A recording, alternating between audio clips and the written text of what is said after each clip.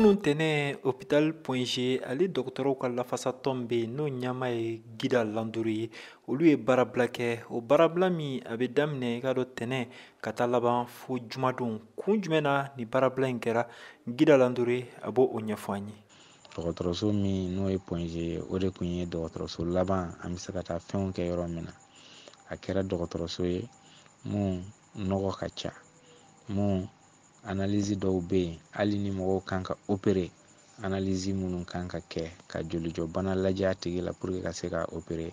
an ye kalo 2 ɲɔgɔnna kɛ o tɛ sɔrɔ waati o waati mɔgɔw bɛ na n'u kan k'u ka radio kɛ a bɛ fɔ ko film banna ou bien waati dɔw la hali ka rein dimiw lajɛ dɔrɔn olu tɛ se ka kɛ.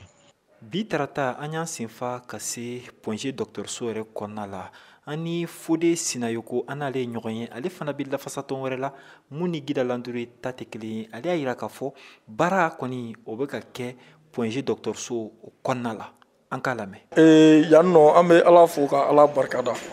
baarabila ko kuma min bɛ ka fɔ tiɲɛna a maloya bɛ an yɛrɛ la a kuma ka to ka fɔ réseau sanfɛ sɔni sɔn k'a fɔ ko baarabila bɛ Point G ka d'a kan jamana ni jamana ɲɛmɔgɔw bɛ k'u seko min kɛ Point G minɛnko ta fan fɛ surtout kɛnɛyaso ministre a bɛ ka min kɛ bi ka wulikajɔ min kɛ ka minɛn di dɔgɔtɔrɔsow ma donc o bɛɛ kɔfɛ an ka tila ka nin kuma sugu mɛn an tulo la mais fo population k'a dɔn k'a fɔ ko mɔgɔ damadɔni de hakilina ye nin ye u bɛ nin kuma jugu ninnu fɔ bɔlɔlɔw ni arajoso dɔw sanfɛ k'a fɔ ko grève bɛ Point G. Gida Landuru ka fɔ la u ka nin baarabila min filɛ nin ye kun wɛrɛw b'a la mun ni dɔgɔtɔrɔso minɛnw yɛrɛ o tɛ kelen ye an k'a lamɛn o dɔw kan. 2006 ka na 2011 la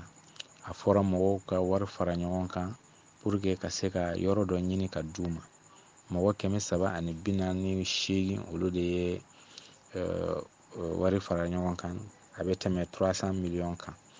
donc o mɔgɔ 348 in na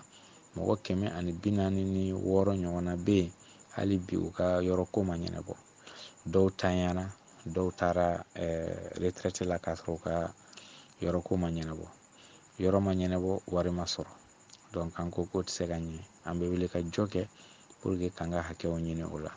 An selen Point G mun ye Point G ɲamaba yɛrɛ Professeur Jal ale tun bɔlen don nka n'a ye ɲɔgɔn sɔrɔ nɛgɛjuru sira fɛ a y'a jira k'a fɔ ale ka baarayɔrɔ kɔni kɔnɔna la foyi tɛ yen wa baara kɔni olu bɛ ka kɛ nka Gida Landuru ale ka fɔ la u ka laɲiniw n'olu ma sabati don n'a nataw la nin baarabila in u na a kurakuraya tuguni. Mohamed Daɲoko VOA tɔgɔ la